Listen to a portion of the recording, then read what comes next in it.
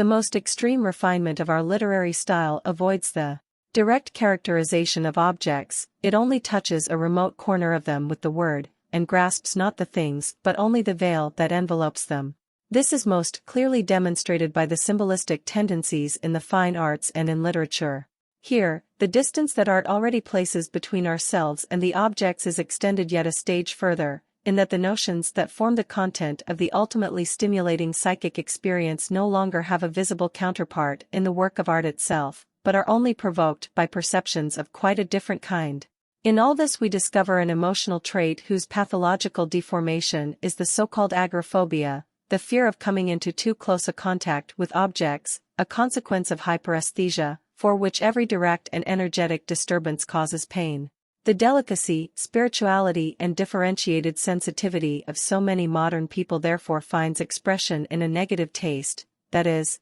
they are easily offended by the unacceptable, they determinately reject what they find unsympathetic, they often abhor much if not most of what is offered to them as attractions, whereas the positive taste, the energetic affirmation, the cheerful and unreserved acceptance of what they like, in short, the actively appropriating energies are decidedly lacking. Yet this inner tendency that the symbol of distance represents extends far beyond the aesthetic realm. Philosophical materialism, for instance, which believed that it could apprehend reality directly, today again gives way to subjectivist or neo-Kantian theories which allow objects to be reflected or distilled by the medium of the mind before they may become cognitions. The subjectivism of modern times has the same basic motive as art, to gain a more intimate and truer relationship to objects by dissociating ourselves from them and retreating into ourselves, or by consciously acknowledging the inevitable distance between ourselves and objects. When confronted with a stronger self-awareness, this subjectivism inevitably leads to an emphasis upon our inner nature,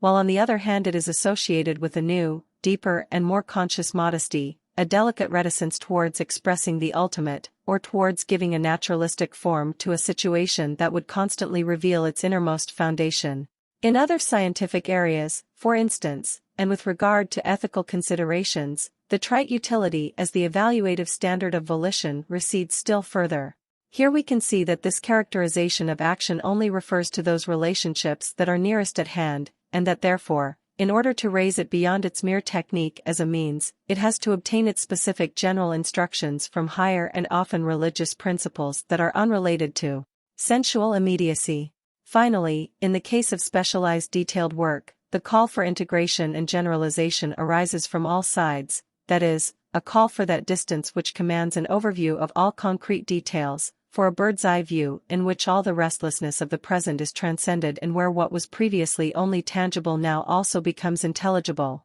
Perhaps this tendency would not be so effective and noticeable were it not for the fact that it is accompanied by the opposite trend. One can interpret the intellectual relationship of modern science to the world in two different ways. It is true that the infinite distances between ourselves and objects have been overcome by the microscope and the telescope, but we were first conscious of these distances only at the very same moment in which they were overcome. If one adds to this the fact that every problem solved throws up more than one new one, and that coming closer to things often only shows us how far away they still are from us, then one has to admit that the period in which mythology predominated, in which there was a very general and superficial knowledge of an anthropomorphism of nature, made possible, from a subjective standpoint and with reference to sensations and beliefs, however mistaken, a shorter distance between men and objects than exists at present. All those ingenious methods by which we penetrate the internal aspects of nature can only very slowly and in a piecemeal manner replace that intimate familiar closeness that was secured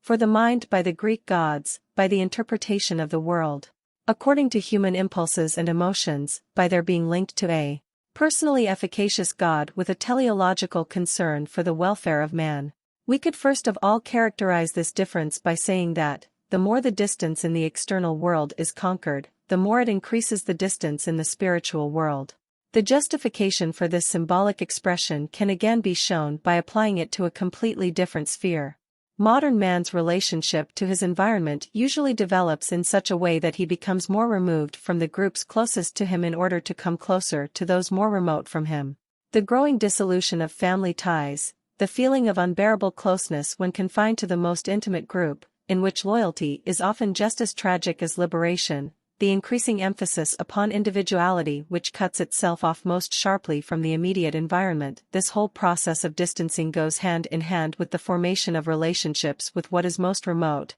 with being interested in what lies far away, with intellectual affinity with groups whose relationships replace all spatial proximity. The overall picture that this presents surely signifies a growing distance in genuine inner relationships and a declining distance in more external ones. Cultural development brings about the fact that previously unconscious and instinctive accomplishments later occur with clear accountability and fragmented consciousness. On the other hand, what originally required careful attention and conscious effort becomes mechanical routine and instinctive matter-of-factness. Thus, correspondingly, the most remote comes closer at the price of increasing the distance to what was originally nearer. The part played by money in this dual process. The extent and intensity of the role that money plays in this dual process is first manifested as the conquest of distance. It is not necessary to elaborate upon the fact that only the translation of values into the money form makes possible those associations of interests in which the spatial distance of the interested parties is absolutely negligible. To give but one of hundreds of possible examples, only by means of money is it possible for a German capitalist and also a German worker to be actually involved in a ministerial change in Spain, in the profits of African gold mines, and in the outcome of a South American revolution. However, money as the agent of the opposite tendency seems to me to be of greater significance. The loosening of family ties has its origin in the special economic interests of its individual members, which is possible only in a money economy. Above all, it brings about a situation in which the means of livelihood can be based on completely individual talents, for only their equivalent money form makes possible the evaluation of very specialized tasks, and without their conversion into a general value they could hardly arrive at mutual exchange. The money form of equivalence makes individual relations with the outside world and entrance into unfamiliar groups that are interested only in the money value of tasks or the money contributions of their members more easy. The family, whose structure is based on collective ownership, particularly upon land ownership, is the exact opposite. Collective ownership resulted in a solidarity of interests which sociologically represented a continuity in the connections between family members, whereas the money economy makes possible, indeed even enforces, a mutual distancing. Certain other forms of modern existence, aside from those of family life, rest upon the distancing brought about by money transactions. Money transactions erect a barrier between persons, in that only one of the two parties to the transaction receives what he actually wants, what corresponds to his specific needs, whereas the other party to the transaction, who only receives money, has to search for a third party to satisfy his needs. The fact that both enter the transaction with a completely different kind of interest adds a new element of estrangement to the antagonism that is already brought about by opposing interests. In the same manner, it has already been suggested that money results in a universal objectification of transactions, in an elimination of all personal nuances and tendencies, and, further, that the number of relationships based on money is constantly increasing, that the significance of one person for another can increasingly be traced back, even though often in a concealed form, to monetary interests. In this way, an inner barrier develops between people, a barrier, however, that is indispensable for the modern form of life. For the jostling crowdedness and the motley disorder of metropolitan communication would simply be unbearable without such psychological distance. Since contemporary urban culture, with its commercial, professional and social intercourse, forces us to be physically close to an enormous number of people, sensitive and nervous modern people would sink completely into despair if the objectification of social relationships did not bring with it an inner boundary and reserve. The pecuniary character of relationships, either openly or concealed in 1,000 forms, places an invisible functional distance between people that is an inner protection and neutralization against the overcrowded proximity.